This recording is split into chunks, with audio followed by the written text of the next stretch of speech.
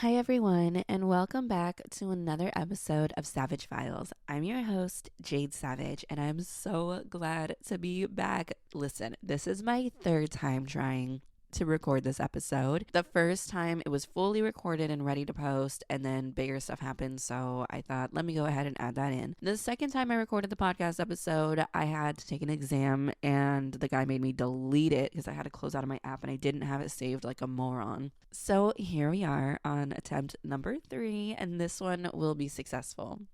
I cannot say thank you enough for continuing to support me. Even though I went on a little bit of a hiatus, I am back and I'm so excited to be back. I had a lot of life changes that I'm not going to get into on this podcast. I'm sure I'll talk about that more on TikTok and other social media platforms, but I really do apologize for the delay, and thank you so much to everybody who supports me. I love you guys. I don't know, you're like my best friends. I don't know what I'd do without you. Enough about me. Let's get right into this podcast episode. So, we're going to go ahead and jump right into talking about Idaho 4 and giving you guys some updates on that and also explaining some of the hoopla going on in the media. I want to start with the biggest bomb that we've had dropped on us lately that has to do with Bethany Funk. A quick recap. Dylan Mortensen and Bethany Funk were the two surviving roommates inside of the Idaho 4 house the night that Kaylee, Maddie, Xana, and Ethan were brutally murdered. Since the incident occurred, all eyes have been on Dylan, especially after the probable cause affidavit came out and dropped a bomb that Dylan came face to face with the intruder on the night of November 13th. Bethany has really laid low, and we haven't gotten a ton of information on what Bethany knows, what Bethany saw, or anything of the sort. And that all changed when a few days ago we learned that Bethany Funk is being subpoenaed to testify in the preliminary hearing being held on June 26th. My immediate reaction was, is it the prosecution or the defense who's trying to get Bethany to testify? Because in a preliminary hearing, we don't really get witnesses, maybe an officer or a detective, but we don't usually see key witnesses, such as a witness who was inside of the residence when the incident occurred, testifying at a preliminary hearing. My second thought was, this is big, because you don't have key witnesses testifying at a preliminary hearing. I don't know if it's the prosecution or the defense at this point, but all I'm thinking is clearly Bethany holds something that's either going to throw the book at Bryan Kohberger or it's going to exonerate Bryan Kohberger. So naturally, a couple days go by and we learn it's the defense that has subpoenaed Bethany to testify at the preliminary hearing. Naturally, a couple of days did go by and we learned it was the defense that submitted the subpoena for Bethany. And let me tell you, the media ran with this. They did Bethany really dirty. They spewed headlines that said Bethany Funk to testify on behalf of Bryan Kohberger. And then Bethany responded to the subpoena and she said, yeah, no, I'm not going to Idaho. I'm not going to testify and I'm not going to look this man in the eye. And then it was even worse because it was like she said, no, I don't want to testify for this man. But people interpret it as I don't want to testify to help my friends. The media just really turned it into this story that made it seem as though Bethany didn't want to testify to help her friends, to get justice for her roommates that were brutally murdered, to get justice for Kaylee, Maddie, Xana, or Ethan. But that wasn't the case. She was saying, I already know I have to testify at a trial and I have to face this man, which will be hard enough. I don't want to have to do it at a preliminary hearing too. But Kohberger's team believes that Bethany holds the key to getting him exonerated. They said that something Bethany heard or saw is key to getting Bryan Kohberger off, and so they need her to testify at the preliminary hearing so that this doesn't go to a trial. So, of course, they came to an agreement where Bethany said she will speak with Bryan Kohberger's defense team, but they have to go to Reno, Nevada, where she is living currently, and they have to do the interview there, and she will have an attorney present, and she will answer their questions. But this does not mean that she's testifying on behalf of Kohberger, she's testifying for Kohberger, or helping get his charges dropped. New updates in the Idaho College student murders case. One of the surviving roommates has now agreed to an interview with Bryan Kohberger's defense team after fighting to stay out of the proceedings. 21-year-old Bethany Funk lived in the same off-campus home where Madison Mogan, Xana Kernodle, Kaylee Gonsalves, and Ethan Chapin were all brutally stabbed to death in November. This week, we learned that the surviving roommate will meet with lawyers from suspect Bryan Kohberger's defense team at her home in Reno, Nevada. According to court documents, Funk's lawyers initially argued against their client testifying at the June preliminary hearing or even during a trial. But in new filings on Wednesday, both sides have agreed to the defense's interview in order to dismiss Funk's subpoena. Depending on the information that Funk gives investigators, she could ultimately skip out of that preliminary hearing. In this situation, Bethany is sitting down with Bryan Kohberger's defense team, not because she wants to, but because she has to. This gets her out of having to see him face to face, but when and if there is a jury trial, Bethany will have to testify as a key witness regardless. I've been seeing a lot of people talk about why they believe Bethany Funk doesn't want to testify at the preliminary hearing. And one of the reasons I'm hearing is because they think or believe is because Bethany's testimony is going to directly contradict Dylan's testimony and what was in the probable cause affidavit. I'm sorry, let me correct myself. Not Dylan's testimony, but the statement she made following the incident. Okay, maybe this is a hot take. No, this is a hot take. I'm just forewarning you, don't be triggered by what I'm about to say here. First of all, I don't believe that Bethany's statement is going to be completely contradicting to Dylan's. Clearly, the defense believes that Bethany has information that's going to exonerate BK. However, if Bethany's statement completely contradicts Dylan's and there is proof that BK did not commit this murder, that means that this man is innocent and deserves to be set free. Do I want that? No. Do I think he did it? Yes. Does he give me the heebie-jeebies? Absolutely. But unfortunately, that is the court of law. Is if this man did not commit this crime, then he should not go away for it. And I feel like people lose sight because they get in the mob mentality of the actual facts of the case. And if Bethany's statement actually proves that Bryan Kohberger was not at the scene of the crime or that he didn't commit this crime, then that means that he is innocent. Again, just another quick PSA. I am not a Bryan Kohberger supporter. I just want to make that so clear. I'm not sure if the Kohberger preliminary hearing is going to be televised or not, which will be very, very interesting because I want to know if we're going to hear what Bethany had to say at the preliminary. I imagine that we would if it was televised because that's the whole point of her doing this interview is so they can use it in court. So it's going to be very interesting to see what it is that Bethany had to say. So last Thursday, I was on live. I was like, I'm going to go on live and say hi to my friends. And all hell broke loose in Idaho. I went on and everybody's like, did you see the documents? Did you see the video? And I was like, what's going on? It was crazy. So let's recap a little bit. So starting off, News Nation obtained body cam footage of Bryan Kohberger being pulled over a month before the murders occurred. And he got stopped for running a red light, which is so on brand for Bryan Kohberger. And then they also obtained body cam footage from the night they raided his apartment in Washington. For anybody listening to the audio version of this, I'm still going to play the body cam footage of the traffic stop, but if you want to see the visual version, I am going to put it up on the YouTube version for you. Hello, I am Officer Langus. Stops being audio and video recorded. I think you know why I stopped you. You ran the red light. What actually happened was I was stuck in the middle of the intersection. Yeah, so I was behind you the whole time. Yeah. Yeah. So technically you're not supposed to enter the intersection at all for that reason, because if the light turns red, then you're stuck in the intersection, and then you run the red light. So that's the reason I stopped you. Do you have your license on you? Do you have the registration and insurance? Let me just get this for you out. You what? I'm just going to get this out for you. Okay. So would you explain that to me a little bit further? So in Pennsylvania, when you're stuck in their intersection, you have to make the left. So what would the appropriate thing for me to have done been? Just You're not supposed to block an intersection like that in Washington, so just by you blocking the intersection, that's technically a ticketable violation, and then you're running a red light, so it's another ticketable offense. So you're not supposed to proceed into the intersection until you can go, because a lot of people do what you just did, right? Is like you're sitting in the intersection waiting, and then turns, and then you're blocking, so. Yeah, there was a little bit of confusion with speeding because someone had stopped. I wasn't sure what they were doing, and then they put on their light to turn. So I thought that maybe they were letting me go through. Oh. Did you see that? No. I feel like right before I made the turn, there was someone who made a right. They didn't have their signal on, so I wasn't sure if they were just waiting. Yeah, so I would just advise just don't enter the intersection until you can go, so you don't get stuck. Let's see. But in that situation, the best thing to do then would be back up and not don't know if there's a best thing to do in that situation, because you're either going to back up into somebody or you're going to run a red light. So, or you're going to be sitting in an intersection. Yeah. There's not really a great option there.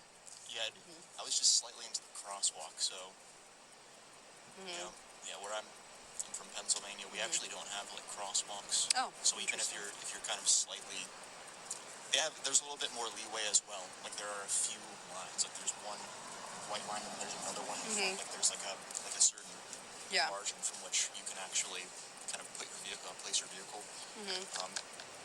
Yeah, so I know laws vary state to state, but there is a law in Washington for blocking an intersection like that. Proceeding through when you don't, when you're just stalling. I forget the actual verbiage. I can find it for you, but it's like stalling, blocking an intersection. Yeah, I'm just curious about the law. I don't mean to... Oh, no, yeah, I can find it for you.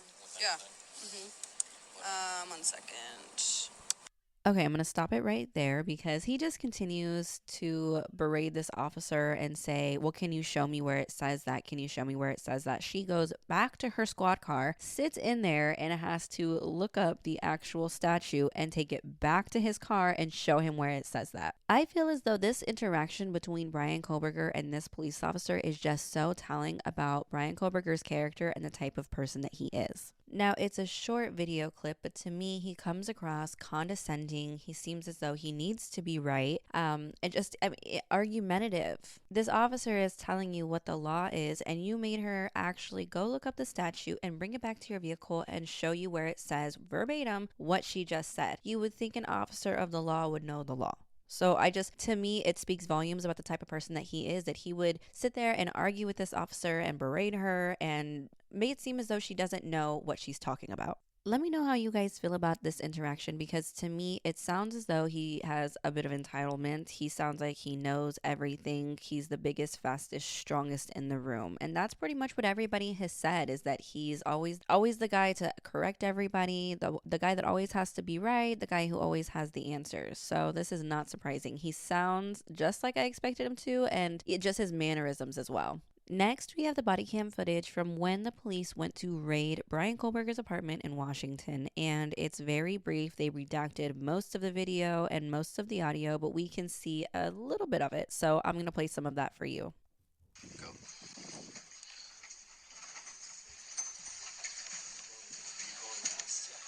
Yeah. Police department, search warrant, come to the door.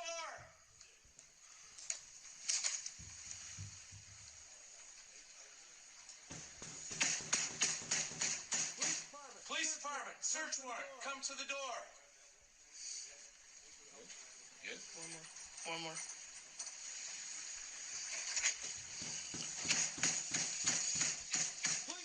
Police department, search warrant, come to the door.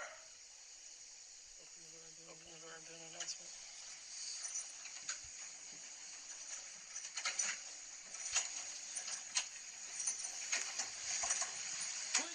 Police department! Show yourself! We have a search warrant for the building! Police department, show yourself! You're good, dude. Go back inside. Yep. No. Flashlight? Flashlights.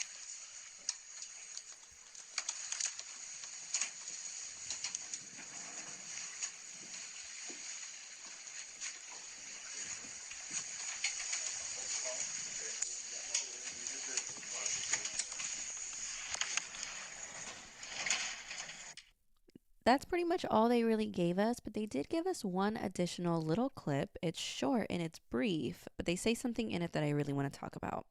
About when they were in the apartment, one of the doors inside the apartment is locked. Can you guess which one?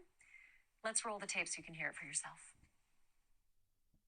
Talbot, the bedroom door is locked. You want us to boot it? Yeah. You need anything, your clipboard? No, I'm good. Okay. He's got it. Thank you, guys. Just the one locked door? Yeah.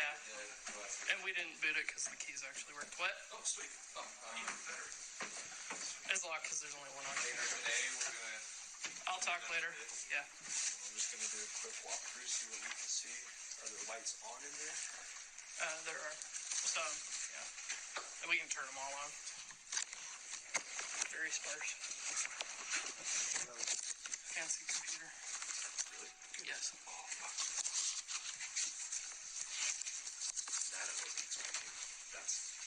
Mallory's going to be all over that.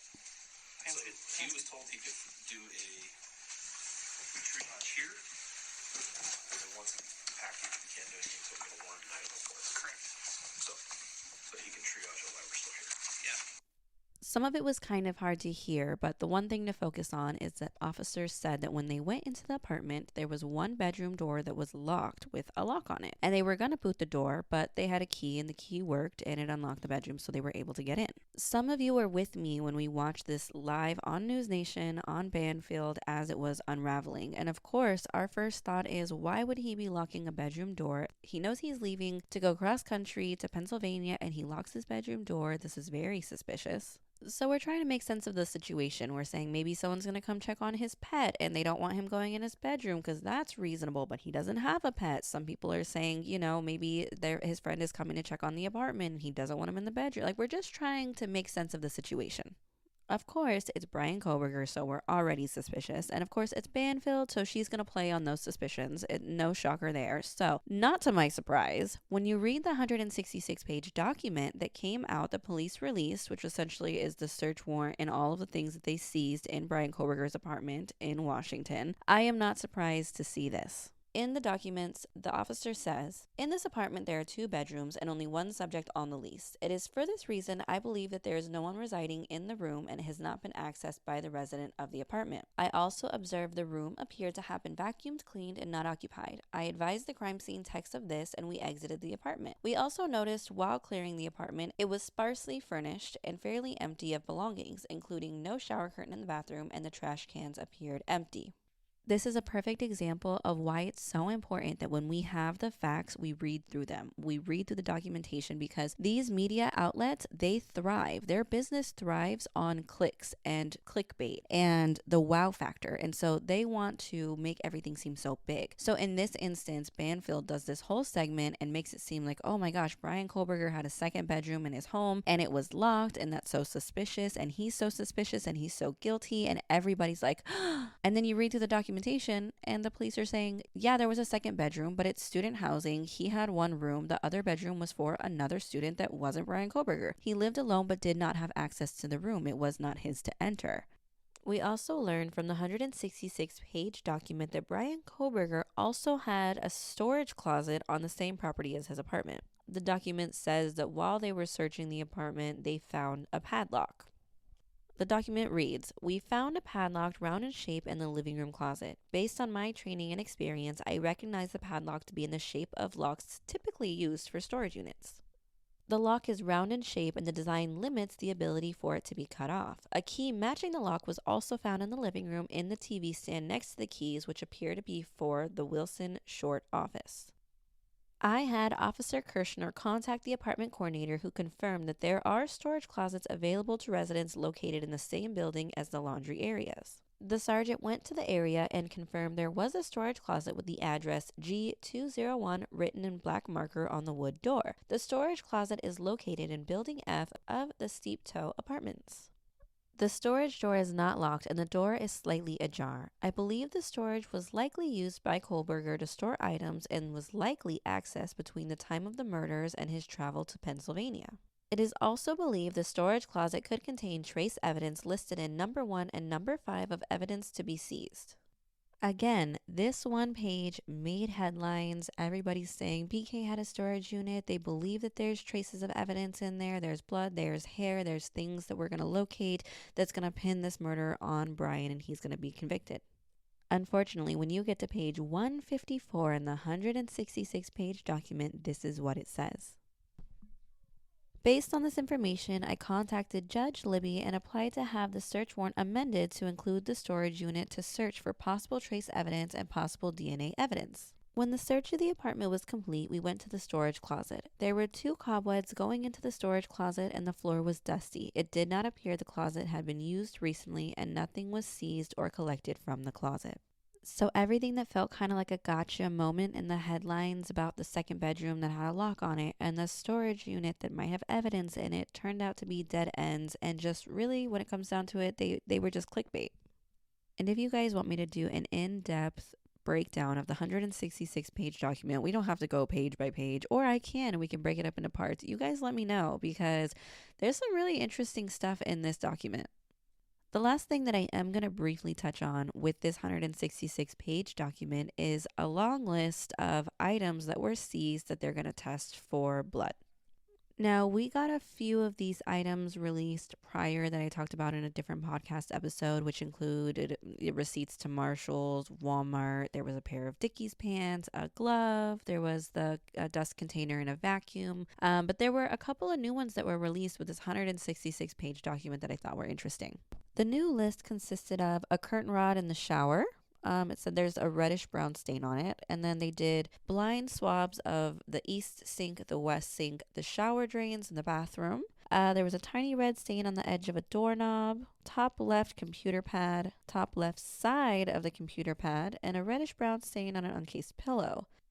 It's going to be very interesting to see what those results come back with. There were a couple more items that were listed that were a little bit harder to read, but it'll be really interesting to see what comes back, if any of those come back with any type of blood from the victims, hairs. We also do know, which I haven't talked about on the podcast, so I'm going to talk about really quickly. We do know that they seized IDs from Bryan Kohberger's glove box, but we didn't know what IDs they were. And there were reports of a close source saying that one of the IDs belonged to one of the victims. I don't know if there was multiple IDs, but the IDs are allegedly supposed to be one of the victims. One or more of the victims, I should say. And that's all alleged, not confirmed by law enforcement. I just know that as the preliminary hearing is creeping closer, we're going to get more and more information, and I think it's going to get a little wild. It kind of already is. We've gotten so much more in the last week and a half, 2 weeks than we've gotten in the last 3 months. So I think as preliminary is coming up, we're going to be getting a lot more information. A lot of it, I have a feeling, is going to be unconfirmed, but these court documents are giving us a lot of information. So I will keep you guys updated. I'm going to end the podcast here because you guys know I don't like to do too long. I like to keep it nice, short, and sweet and to the point. So a new podcast episode will be out next week. We are back. We are weekly. We are thriving. I'm so grateful for everybody who has been patient with me through this kind of awkward time, transitional time in my life. I appreciate you all so much. I appreciate all the support. Tell your friends, tell your cousin, tell your aunt about my podcast, please. You know, I'm just a girl out here trying to make it. I love you guys so much. I'll see you in the next one. Bye.